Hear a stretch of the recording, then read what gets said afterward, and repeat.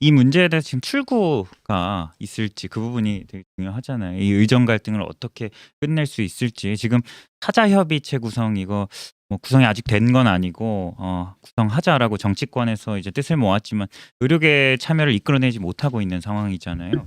이거 누구 책임이 더 크다고 보세요? 이거는 무조건 지금은 정부의 책임이죠. 정부의 예. 책임이다. 이건 뭐 어떻게 돌려 말할 수가 없어요. 네. 이거는 특히 여야는 제가 솔직히 말씀드리면 우리 여당이 조금 더 적극적인 것 같아요. 특히 한동훈 대표는 예. 뭐 성과가 없어 보이긴 하지만 개인적으로 굉장히 노력을 하고 있는 것이 보여집니다. 네. 그 이제 본인이 위치 워낙에 정부가 쥐고 있는 키가 많기 때문에 지금 성과가 안 나서 그렇지 이제 진정성을 가지고 뭐 추석 때도 그랬고 그 전에도 그랬고 진짜 부단히 노력을 많이 한 것 같아요. 예. 근데 어찌됐든 간에 이 사단이 난 거는 그리고 지금까지 이게 해결이 안 되고 있는 이유는 그거는 뭐 정부가 키를 쥐고 있는 정부의 탓으로밖에 볼 수가 없는 것이죠. 그러니까 결국에는 문제를 만든 것도 정부이지만 이 문제를 해결할 수 있는 것도 정부 아니겠습니까? 그래서 다시 말씀드리지만 이건 뭐 정부를 탓할 수밖에 없고 그리고 여기 뭐 방송이니까 여론조사에 대해서 좀 말씀드리자면은 지난번에 나왔던 갤럽 조사도 보면 네. 대통령 그 국정 지지율 수행 평가를 보면 20%. 네, 그 20% 나왔던 거 보면은 대통령 그 반대하는 부정 평가에서 가장 1순위가 그거더라고요. 이정 갈등. 네, 맞습니다. 네, 그래서 그것만 보더라도 사실 처음에 이게 그 의료 개혁에 대해서 얘기를 했을 때는 저희가 지지를 받았거든요. 근데 그 이후에 그 지지를 받는 상황에서 그리고 더 웃긴 거는 지금도 개혁을 해야 된다고는 모든 분들이 얘기를 해요. 네. 개혁을 해야 되는데 인정하고 하겠다는 정부를 지지하지 않는 모습은 그럼 이게 방법론이 틀린 게 아니냐. 네. 또는 뭐 태도가 틀린 게 아니냐 이렇게밖에 볼 수가 없는 거죠. 그럼 현 시점에서는 이 문제를 풀 수 있는 주체도 정부밖에 없겠네요. 저는 그렇게 봅니다. 그리고 저는 박민수 차관 경질이 이것이 모든 것을 해결해 줄 거라고 생각하지 않습니다. 그건 그냥 대화의 물꼬를 트기 위한 신뢰를 얻기 위한 하나의 제스처일 뿐. 네. 그리고 사실 그 안으로 들어가 보면 지난번에 우리가 천목회에서도 그 의료계에 있는 분들의 말씀을 들어보면은 세부적으로 들어가면 정책적으로 해결해 줄 수 있는 일들이 굉장히 많더라고요. 중요한 거는 이걸 해결해야 되는 거는 정부다.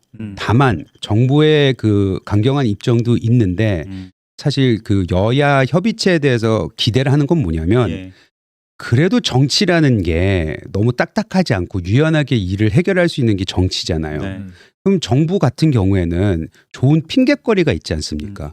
야, 우리는 이렇게 해서 의정 갈등을 해결하고 예를 들어서 의료 개혁을 해야 되는데 정치권이 이렇게 나오니 어쩔 수 없이 우리도 한 발 물러서겠다라고 해서 정치권이 판을 깔아준 거나 마찬가지거든요.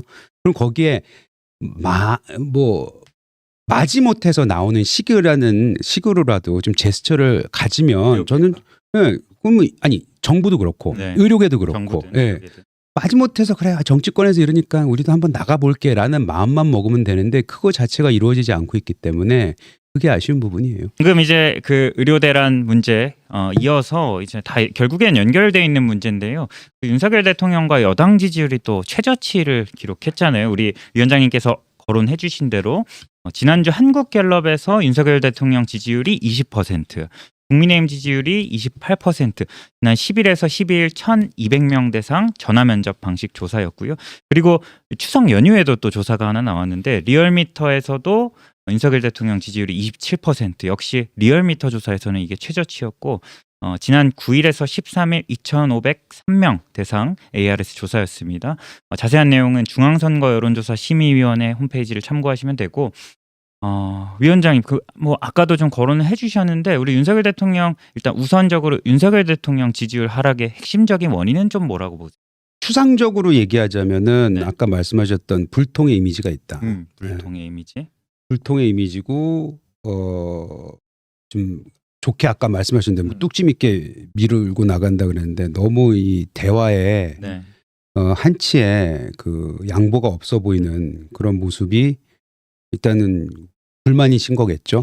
특검 이슈도 실은 마찬가지로 원래 적당한 시점에 뭔가 해결됐어야 되는 거죠. 그래서 저는 그렇게 이제 정부가 그러니까 정치도 그렇고 이슈가 있으면 매듭을 져줘야 돼요. 그렇죠. 이 매듭을 이게 무슨 받아들이던 아니면 뭐 싸워서 이기던 아니면 정책이 됐으면 그 정책의 법안을 통과시키던 뭐든지 매듭을 져줘야 되거든요.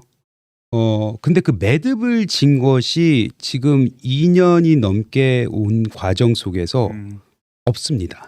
없다. 예, 예를 들어서 전혀 없습니까? 이거는 또 민주당 그 지지자들이면 싫어할 얘기일 수도 있을 것 같은데 이재명 대표의 사법 리스크만 해도 그래요. 네.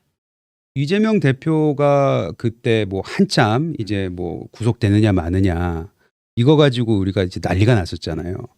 그것도 사실은 매듭이 안 져진 거예요. 아하. 뭐 지금 1심도 안 나왔잖아요. 네. 뭐 요 올해 이제 나온다고 얘기는 있으나 그 유권자들이 봤을 때는 이 질질 끄는 거거든요. 그래서 그 질질 끄다 보면은 그 굉장히 이제 짜증나는 상황이 되는 거죠. 그래서 그거 하나만 보더라도 매듭을 못 지은 것이고 예.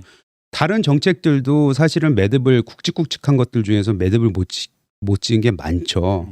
그래서 특검도 마찬가지고 그럼 특검까지 이렇게 좀 커지게끔 냅둬야 됐었느냐라는 거에 대한 불만도 좀 있고 아까 말씀하셨듯이 왜 사과 하나로 끝날 일을 이렇게까지 크게 만드느냐라고 얘기하시는 분들도 있고 또 굉장히 다양한 의견들이 있는데 뭐 요점은 그겁니다. 매듭을 짓지 않고 가는 이 모습 속에서 사람들이 굉장히 이제는 좀 짜증을 내시는 게 아닌가라는 생각이 좀 듭니다. 모든 뭐 가능성을 열어두고 보면은 뭐 10%대로 떨어지면 탈당 요구 나올 수 있다. 뭐 그거에 대해서 뭐 가능성은 있겠죠. 근데 예. 저는 그냥 좋게 생각하려고 하는 게 아니고 20% 깨지는 거는 20%까지 내려오는 것도 힘들었지만 네. 여기까지 더 내려가는 거는 조금 더 지켜봐야 되지 않을까라는 예. 생각이 드는 게 일단 그 휴가 이제 연휴 직전에 있었던 그 여론조사에서는 아까도 말씀드렸지만 그 갤럽 조사에서 나왔던 그 가장 대통령에 대한 부정평가 1순위가 그거였지 않습니까? 의료 대란 문제. 문제였는데 나름 요번 연휴를 잘 넘겼어요. 잘 의료 넘겼고 대란은 없었다. 이제. 대란은 없었죠. 정부에서 설명이. 그리고 근데 사실 대란이 없었던 게 보면은 뭐 정부도 열심히 준비를 했다고 저는 생각을 합니다.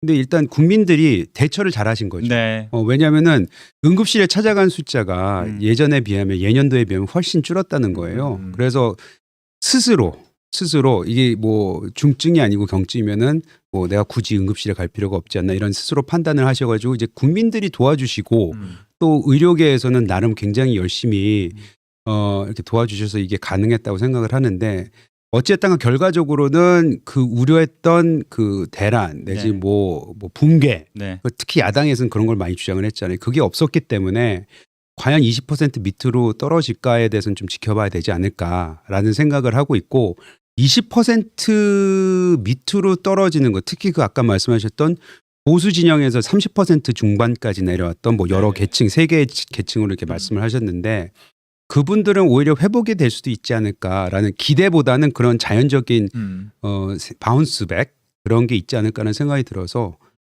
글쎄요 10%대까지 내려가는 거는 조금 어렵지 않을까 하는 생각이 듭니다. 이제 추석 연휴가 지났어요. 네, 그 지금 윤석열 대통령도 지지율 하락 원인 중에 하나로 또 꼽히는 게 말씀해 주셨지만 김건희 여사 문제 네. 조금 거론이 되고 있어요. 그 최근에 이제 검찰에서는 명품백 사건 일단 이거 같은 경우에는 무혐의 판단을 뭐 아직 최종 확정은 안 됐지만 어느 정도 그렇게 보이고 있고 그 이후에 김건희 여사가 또 방폭 행보라고 이제 언론들이 표현하는데 공개 행보들 와포대교도 방문하시고 또 뭐 추석 연휴 때도 장애아동 거주시설도 또 방문하시고 이런 행보들을 하고 계신데 뭐 여권 내에서도 좀 부담스럽게 생각하는 부분이 있는 것 같아요.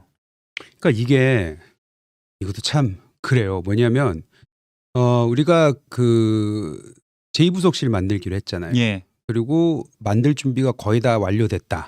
공간만에 문제가 있다. 뭐 이 얘기가 나오지 않았습니까? 그것도 사실은 진짜 공간에 문제가 있을 수는 있으나 네.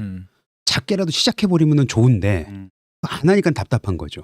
근데 이게 또 이율배반적인 게 이제 제2부속실이 생긴다는 뜻은 뭐냐면 그 취지와 그 의미는 뭐냐면 공개적 행보를 제대로 하라는 거잖아요. 그 체제 안에서 체계적으로. 그러면 해야 돼요 활동을. 그 활동을 하지 말라는 게 아니란 말입니다. 감옥이 아니잖아요. 근데 그 활동을 했단 말이죠. 근데 그 활동을 한 것이 지금 두 가지 예를 들으셨는데 예. 마포대교 그 사진과 그 방문은 그거는 지지를 못 받는 그 활동이 돼버렸고 추석 연휴 때 이제 장애인 그 돌봄 시설인가 거기 갔었던 예. 모습은 뭐 나쁘지 않았다라는 평가도 있기 때문에 그 영부인으로서 어찌 보면 그런 거를 더 하셔야 된다고 생각을 하는 사람도 있고 저도 그렇게 생각을 합니다. 그래서 이게 선택적으로 선별적으로 그리고 전략적으로 그리고 지금 현 상황이 원체 그냥 뭘 하든지 약간은 미워 보이는 상황이기 때문에 네. 그거를 잘 진짜 정교하게 정밀하게 해야 되는데 그 부분이 아직까지는 좀 없는 것 같다.